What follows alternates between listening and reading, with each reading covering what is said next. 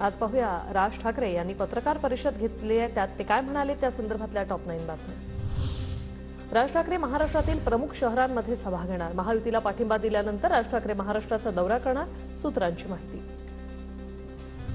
मोदींच्या धोरणांवर टीका केली, मात्र 5 वर्षात परिस्थिती बदलली। मोदी नसते तर राम मंदिर उभं राहिलं नसतं, राज ठाकरेंचं वक्तव्य। भूमिका बदलणं आवश्यक होतं। पहिल्या 5 वर्षात भूमिका पटल्या नाहीत तेव्हा टीका केली। 5 वर्षात काही बदल झाले, त्यामुळे स्वागतही केलं। महायुतीला दिलेल्या पाठिंब्यावर राज ठाकरेंचं वक्तव्य। काही जण बिनशर्त तर काही लढण्याचं नाटक करून पाठिंबा देतात। राज ठाकरेंवर उद्धव ठाकरेंची खोचक टीका, तर 40 आमदार फुटल्यानंतर मी टीका केली नाही, राज ठाकरेंचा टोला। कोटांसारखे घरंगळत जाऊ नका, स्वतःचा आब राखून प्रचार करा। महायुतीच्या उमेदवारांचा प्रचार करण्यासंदर्भात राज ठाकरेंच्या पदाधिकाऱ्यांना सूचना।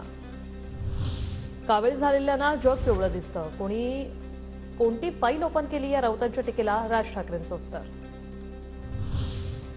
तर येत्या 2 महिन्यात विधानसभेसाठी मनसेचा उमेदवार निश्चित करणार, पदाधिकाऱ्यांच्या बैठकीत राज ठाकरेंच्या सूचना।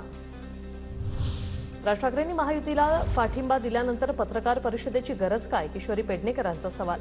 राज ठाकरेंच्या भूमिका नेहमीच बदलतात, किशोरी पेडणेकरांची राज ठाकरेंवर टीका।